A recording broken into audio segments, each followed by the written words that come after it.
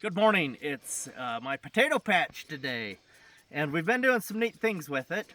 The first thing I did that I haven't done a lot in my life is we were very careful to know exactly which variety was in each row. So we made these tags, and I just stuck them in the ground, and I just wrote on them. So this is just a 2x6, and I put it on a table saw, and I sawed little tags out of this. You could go to a store like a Home Depot and grab those little paint stirring sticks. Sometimes they give them away free. If you wanted enough for a garden and you're not buying paint, they may charge you a little bit for them.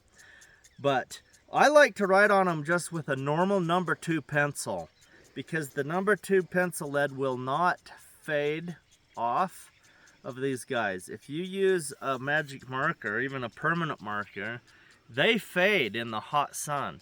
So if I am using a magic marker, I want to turn it to the north. So this name would go north. So right here, I'd have to look at it this way to see what it was. But since I used a pencil, it can face south. So when the sun is hitting that, it won't fade it. But it will fade if you're using a permanent marker. So by the end of the year, when we come out to harvest things, sometimes you can't even read what it is. So the reason you turn it north is because then the sunlight is not hitting that. And so the permanent marker would be, it would be like protected from the sunlight. So I have 2 rows of Norland. These are red Norland. They're an early potato. They're a mid-sized potato. They'll get about that big, and they're kind of flat, and they're red, and they're beautiful. They're a very good potato. You want to harvest all potatoes before the plants die completely back. You don't want to wait too long, especially if you have early frosts and the ground starts getting cold. You want to get those potatoes out early. So right here we have Pontiac. This is red Pontiac.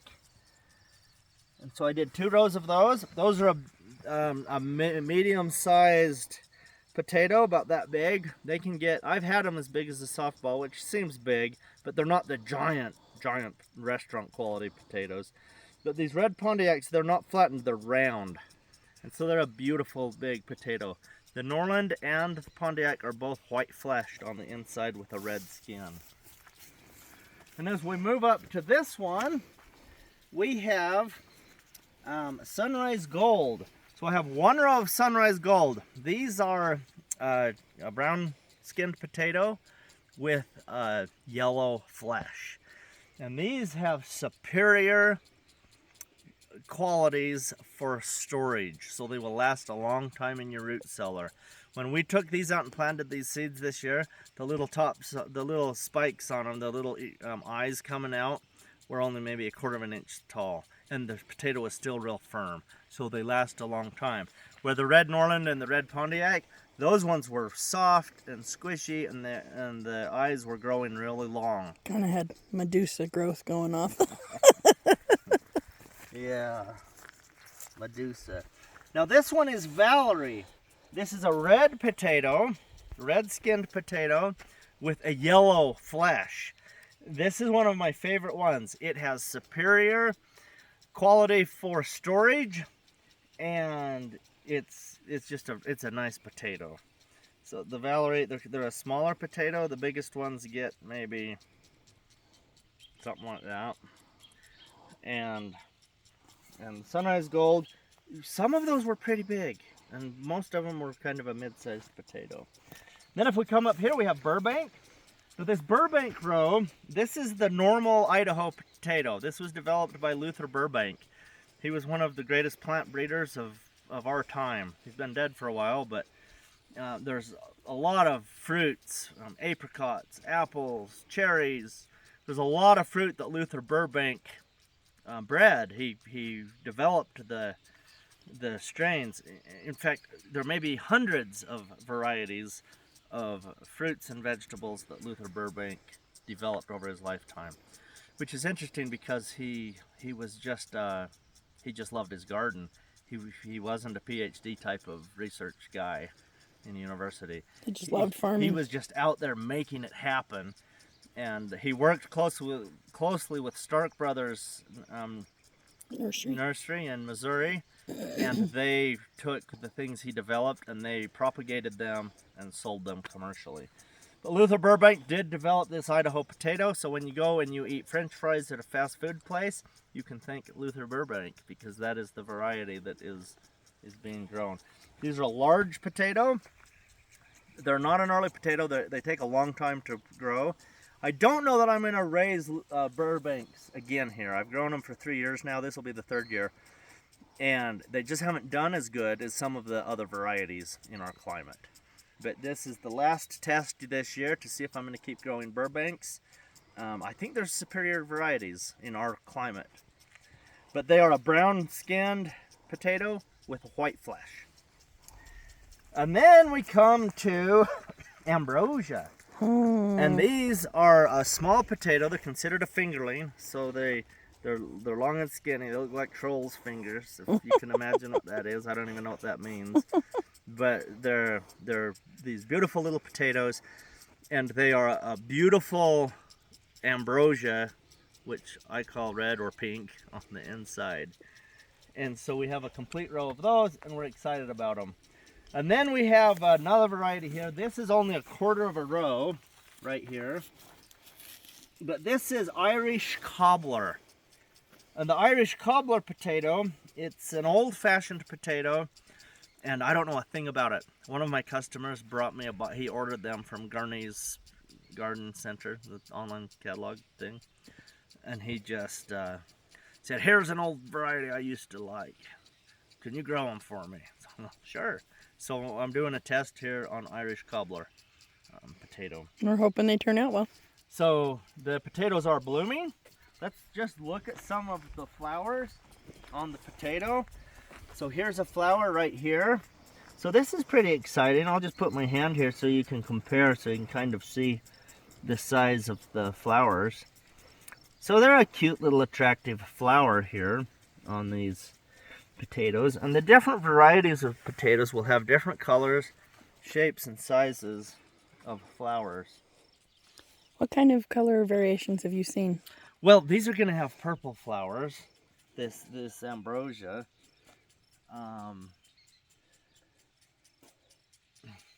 Here's one over here. Let's go look at this one. Read that tag right there on this girl. This one is a Valerie. Yeah, Valerie.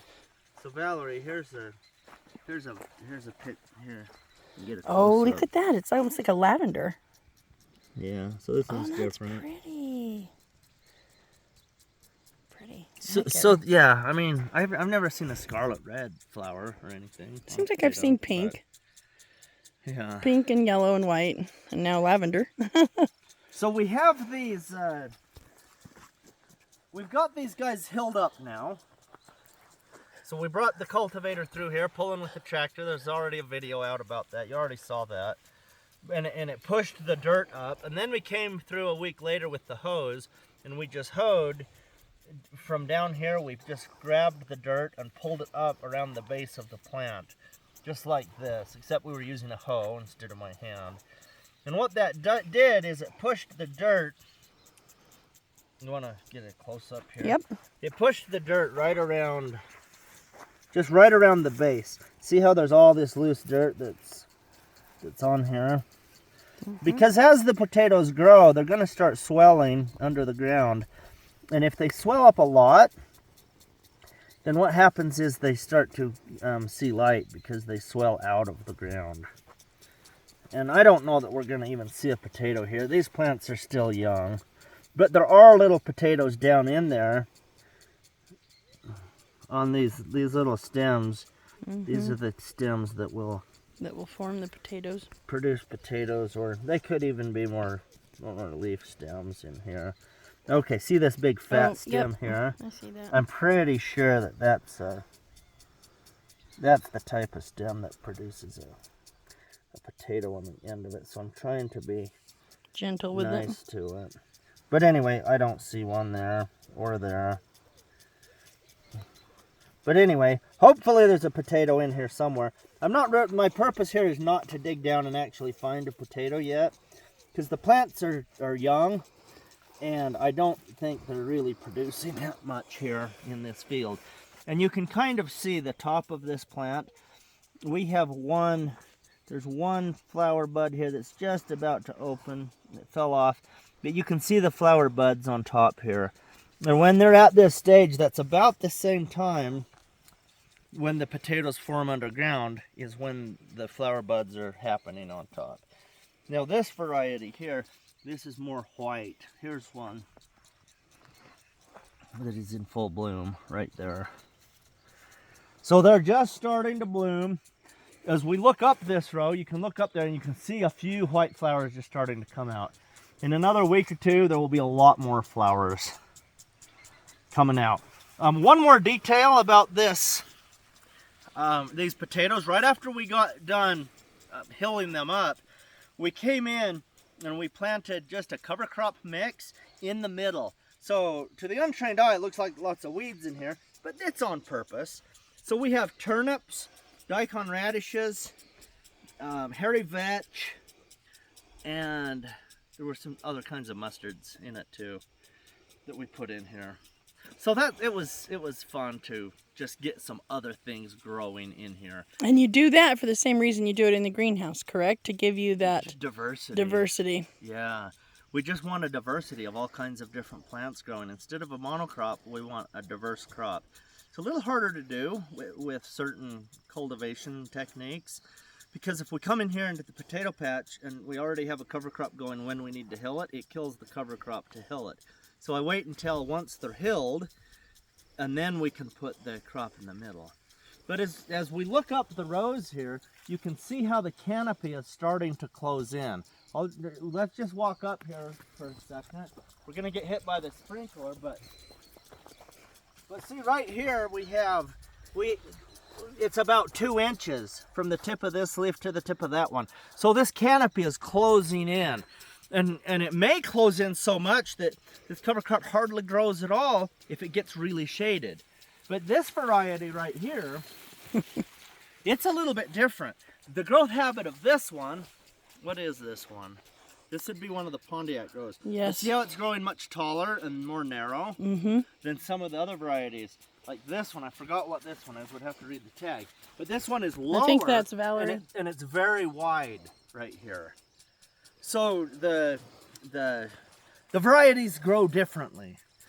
So it's fun to do this side-by-side comparison. But as we look up the row, if we focus right up this row that I'm standing in right here, we can see that up in there, they are actually touching. The canopy is touching. They're growing right together, way up that row. Potato rainforest. It's certainly a potato patch. So this is great, and it's fun to do side-by-side trials. And I know the varieties that have done well here so far. So I've started new ones this year, and I've started, and I'm about to phase some out. Like I'll probably phase out Burbank, and I won't grow it again, because I've had good Burbank potatoes, but some of the others have been so much better in our climate. So this is the kind of thing you need to do in your own climate. Even if you were only 20 miles away from where I am, you would have a different climate. We call those microclimates. If you're in the city and you live on this side of a different, I mean, you may only be a half a mile away, but because of conditions around you, it can be a very different microclimate than somewhere else. So one variety may do well for you, and your friend or neighbor or an acquaintance who's half a mile away, they may have another variety that does very much better where they are than where you are. So it's good to test lots of different varieties. Hopefully this helps you to have a potato patch.